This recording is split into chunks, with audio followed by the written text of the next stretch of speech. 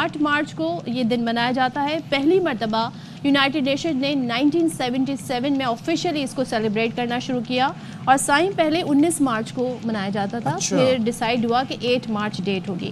تھوڑا سا ذرا ہم ہسٹری کی بات کر لیتے ہیں. بڑی اسٹرگل ہے اور ہمیں یہ اعزاز حاصل ہے بطور مسلم خواتین. ہم کو یہ ایک کہتے ہیں نا ہمارے لیے بڑے اعزاز کی بات ہے کہ ہمیں رائٹس اسلام کے ساتھ ہی مل گئے تھے. جیسے جیسے اسلام کا فروغ شروع ہوا سب سے پہلے ہم نے یہ دیکھا کہ خواتین بچیاں جو پیدا ہوتی تھیں انہیں زندہ زمین میں گاڑ دیا جاتا تھا کیونکہ وہ ایک جینڈر بیس کی بنیاد پہ ان کو بالکل یہ سمجھا جاتا تھا کہ ان کا کوئی فیوچر نہیں ہوگا تو انہیں زندہ زمین میں دفن کر دیا جاتا تھا. اسلام کے آتے ہی اس قبیح حرکت کو بالکل ہی قطع کر دیا گیا اور اس کو حرام قرار دیا گیا.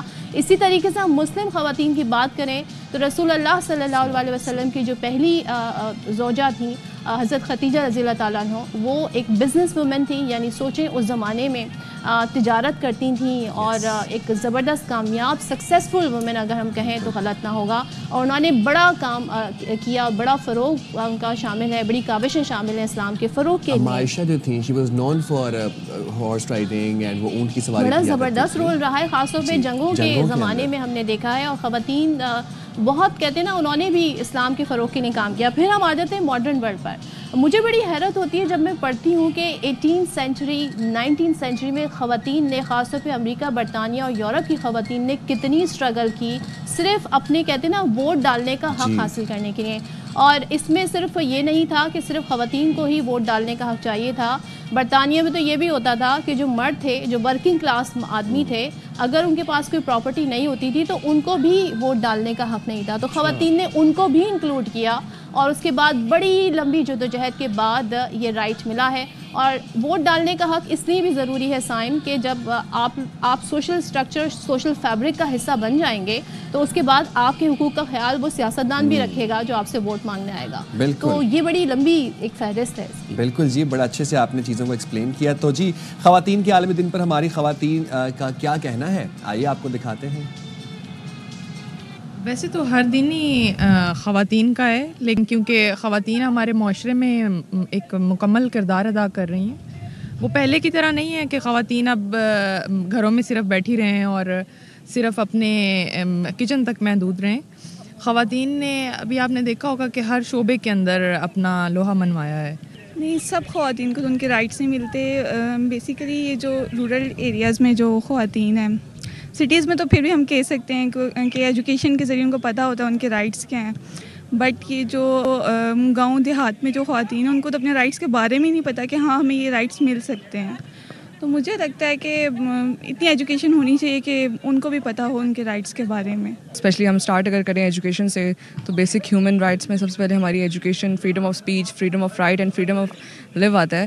بٹ ہم لوگوں کی جو ایجوکیشن رائٹس ہیں وہ خواتین کو نہیں دیے جا رہے ہیں. ہم لوگ اگر دیکھا جائے سٹیز میں تو ہم لوگوں کو بیسک دی جا رہی ہے, بٹ رورل ایریاز میں بیسک فریڈم آف ایجوکیشن نہیں دی جا رہی.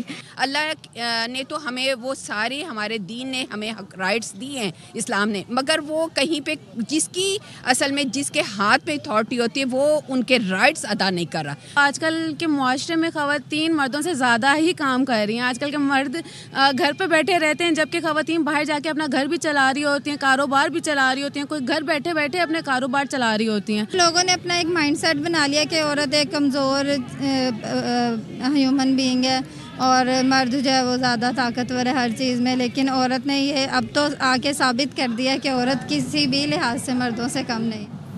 جی, عورت کسی بھی لحاظ سے کم نہیں ہے اور ہمارے ملک کی خواتین خاص طور پر مردوں کے شانہ بشانہ جو ہے وہ کام کر رہی ہیں, بی اٹ اینی فیلڈ. ملک کا نام روشن کر رہی ہیں, اپنے والدین کا نام روشن کر رہی ہیں. اسی کی ایک مثال ہے کہ کہتے ہیں نا کہ خواتین جو ہے وہ صنف نازک ہوتی ہیں, لیکن میرا اس بات سے کوئی اتفاق نہیں ہے. کراچی ایئرپورٹ پر بین الاقوامی گراؤنڈ ہینڈلنگ سٹاف جو ہے وہ تمام اس کے جو امور ہیں وہ خواتین کے حوالے کر دیے گئے ہیں. اور آج ویمنس ڈے کے اوپر جتنے ایئرپورٹ کے کام تھے وہ سب خواتین کو سونپے گئے ہیں, کیونکہ خواتین جو ہیں وہ وہاں پر بڑا افیکٹولی سب چیزوں کو مینیج کر رہی ہیں. یہ آپ مناظر بھی دیکھ سکتی ہیں. اور خواتین کے عالمی دن کی مناسبت سے جیسے میں نے آپ کو بتایا کراچی ایئرپورٹ کے تمام کام خواتین عملے کے سپورٹ کر دیے ہیں. محمد صلاح الدین نے یہ رپورٹ تیار کی, آپ کو دکھاتے ہیں ذرا.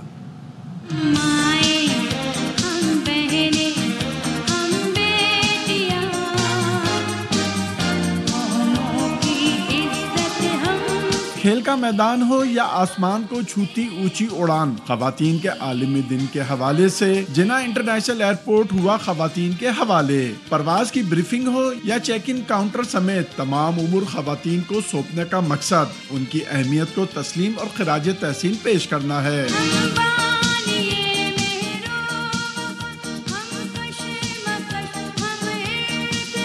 خواتین پر مشتمل عملے نے بین الاقوامی پرواز کی گراؤنڈ ہینڈلنگ سمیت تمام پیچیدہ امور مہارت سے سر انجام دے کر بتا دیا کہ وہ کسی سے کم نہیں۔ جہاز جو ہے وہ خود ریورس نہیں کر سکتا تو اس کو ریورس کرنے کے لیے پش بیک ٹریکٹرز کی ضرورت ہوتی ہے اور ان لوگوں کو ایک خاص قسم کی ٹریننگ کی ضرورت ہوتی ہے۔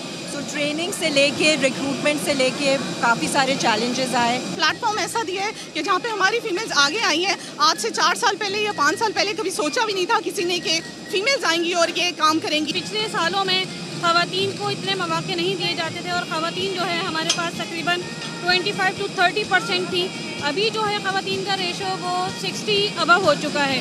خواتین عملے کو نجی گراؤنڈ ہینڈلنگ کمپنی نے تربیت فراہم کی ہے۔ گروپ مینیجنگ ڈائریکٹر اکرم ولی محمد کہتے ہیں کہ خواتین کو دور جدید کے مطابق ہوا بازی کی تربیت فراہم کی گئی ہے۔ یہ ہم نے پائلٹ پروجیکٹ کراچی سے شروع کیا ابھی فی الحال، یہ بہت کامیاب بھی ہوا ہے اور اس میں خواتین نے جو انیشیٹوز لیے ہیں انہوں نے خود ہی اس کو آگے بڑھانے میں ہماری مدد کی۔ ایک دوسرا کام یہ ہوا کہ ایک اویئرنیس بھی بلڈ اپ ہو۔ جہاز کی آمد ہو یا روانگی، ہوا بازی کے میدان میں تربیت یافتہ خواتین کی مہارت ایسی ہے کہ سب حیران رہ جائیں۔